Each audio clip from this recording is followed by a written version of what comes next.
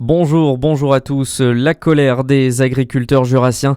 Hier, plusieurs exploitants sont montés au créneau pour dénoncer une situation foncière délicate qui, selon eux, bloque l'accès aux terres agricoles. À l'appel de la Confédération paysanne, ils ont occupé une parcelle d'un vignoble de Passonnant. Une action symbolique pour rappeler que la terre appartient à tout le monde.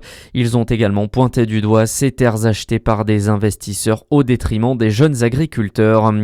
Rassemblement et artifices interdits ce week-end en Côte d'Or. La préfecture a pris 2 arrêtés hier en marge d'un possible rassemblement automobile aujourd'hui dans le département.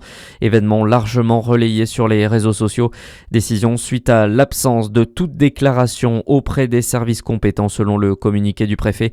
Les 2 arrêtés sont en vigueur jusqu'à lundi. Le groupe Safran investit 70 millions d'euros au Creusot. L'entreprise d'aéronautique a annoncé un plan d'investissement massif pour le site de Saône-et-Loire. Une enveloppe accompagnée d'une centaine de nouveaux postes créés pour produire des pièces de moteur destinées aux Rafale et aux Boeing 777. Le site va également subir une extension de près de 9000 m² d'ici 2029.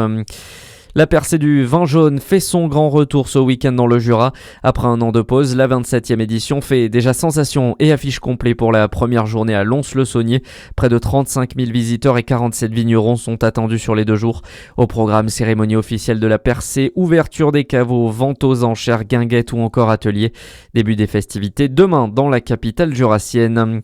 Dans le reste de l'actualité, l'affaire des laits infantiles contaminés continue de prendre de l'ampleur.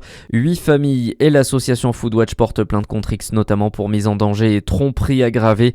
Elle reproche aux fabricants d'avoir tardé à rappeler les lots suspects et appelle à la plus grande fermeté dans cette affaire. Le ministère de l'Intérieur parle d'une évolution contrastée. Le dernier bilan de la délinquance en France en 2025 a été publié hier par le service statistique de la place Beauvau. Beaucoup de chiffres dans de nombreuses catégories, mais globalement, Baptiste Berthelin, beaucoup de crimes et délits sont en hausse sur l'année qui vient de s'écouler. Oui, à commencer par les violences sexuelles qui ont augmenté. 132 300 victimes ont été enregistrées, ce qui représente une hausse de 8% par rapport à l'année précédente, même si elle recule légèrement si l'on compare à la moyenne des 10 dernières années. Le ministère de l'Intérieur fait le même constat pour les violences physiques, une hausse de 5%, mais c'est moins que la moyenne de la dernière décennie. On notera également une augmentation des personnes mises en cause pour trafic de stupéfiants. Là, les résultats explosent depuis 2020. Les refus d'obtempérer grimpent également. Mais quelques bonnes nouvelles tout de même pour finir. Il y a eu moins de vols de véhicules ou encore moins de cambriolages en 2025. Des chiffres qui prennent en compte seulement les faits signalés aux forces de l'ordre. Et puis Boualem Sansal entre à l'Académie française. L'écrivain franco-algérien a été élu hier près de 3 mois après sa libération de prison. À suivre la météo sur Fréquence Plus.